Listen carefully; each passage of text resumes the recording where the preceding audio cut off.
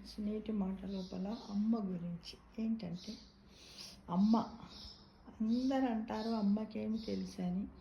చాలామంది ఈ కాలంలో నీకేం తెలుసమ్మా నువ్వు ఊక అంటారు. అందరూ అంటారు అమ్మకేమి తెలుసు అని. అడగకుండానే నవమాసాలు మోసి కనడం తప్పు. ఎలా ఉన్నా నిన్ను నిన్నుగా ప్రేమించడం తప్పు. ఏ తప్పు చేసినా క్షమించడం తప్ప. ఆకలనే లోపే నోటిలో ముద్ద పెట్టడం తప్ప. బాధ అనే లోపే దగ్గరికి తీసుకొని ఓదార్చడం తప్ప. కావాలి అని అడిగే లోపు చేసి పెట్టడం తప్ప. భయమనే లోపు నేను ఉన్నాననే ధైర్యం చెప్పడం తప్ప. అనారోగ్యంగా అనగానే పగలు రాత్రి తేడా లేకుండా సేవ చేయడం తప్ప. బ్రతుకంతా మన కోసం కష్టపడడం తప్ప. గుర్తింపు లేకపోయినా మన కోసం చాకిరీ చేయడం తప్ప.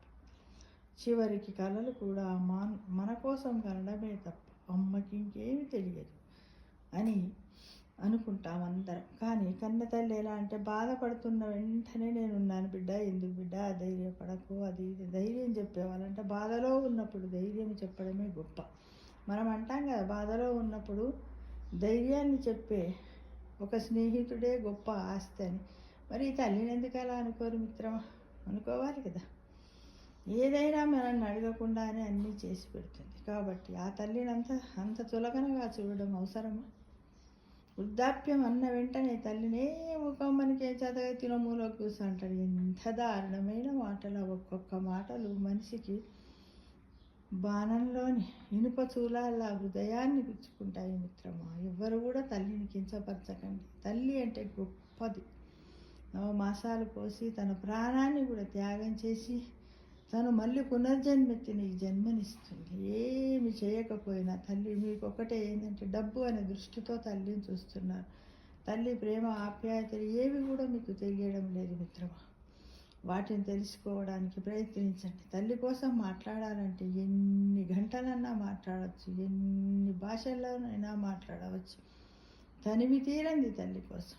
ఇప్పుడు తల్లి రుణాన్ని మనం తీర్చుకోలేము మిత్రమా. మళ్ళీ మనం తల్లిదండ్రులమై మన అమ్మ చేసినట్టుగా మనం మన పిల్లలను తీర్చిదిద్దినప్పుడే మనం తల్లి రుణాన్ని కొంతవరకు తీర్చుకోగలుగుతాం. కానీ తల్లి మనస్సులో ఎలాంటి బాధ పెట్టకుండా ఉండాలి మిత్రమా. ప్రేమను పంచండి, తల్లికి ప్రేమను పంచండి. తల్లి ఏమీ కోరుకోదు, నువ్వు ప్రేమను పంచితేనే ఆమె కడుపు మొత్తం నిండిపోతుంది. ఆయుష్మాన్ భవ అని ఆశీర్వదిస్తుంది. మీ పిల్లలను కూడా చల్లగా ఉండాలని దీవిస్తుంది. ఏ దేశం ఎగినా ఎందుకాలీడినా అన్నట్టుగా ఏ దేశం ఎగినా కూడా తల్లి ప్రేమ ఆప్యాయతలు మాత్రం ఎప్పుడూ మానవ మిత్రం. కానీ ఈ రోజుల్లో దేశాల్లో ఉద్యోగాలు చేస్తున్నటువంటి పిల్లల యొక్క మనస్సులు మాత్రము మారుతూనే ఉన్నాయి. ప్రేమ ఆప్యాయతలు తల్లిదండ్రులనే మర్చిపోతున్నారు. ఇది ఏమిటి? ఇది ఎలాంటి సమాజము? చదువుకున్నావా లేదా? చదువుకుంటే అవేనా సంస్కారాలు అని తెలుసుకొని మొదలండి. యువతులారా, తల్లిదండ్రులను బాధ పెట్టడం మంచిది కాదు. అది ఎందుకంటే 7-8 జన్మల వరకు కూడా మీరు ఆ పాపాన్ని అనుభవించవలసి. మేము ఉంటామంటే మీరని కాదు, మీ పిల్లలు, మీరు కూడా ఎలాంటి జన్మనెత్తుతారో తెలియదు. కాబట్టి అమ్మా నీకు అన్నీ తెలిసే ఈ విషయం అప్పుడు తెలుసుకోలేనట్టున్నావమ్మా అని తెలియని విషయాలని చెప్పడానికి ప్రయత్నించండి మిత్రమా.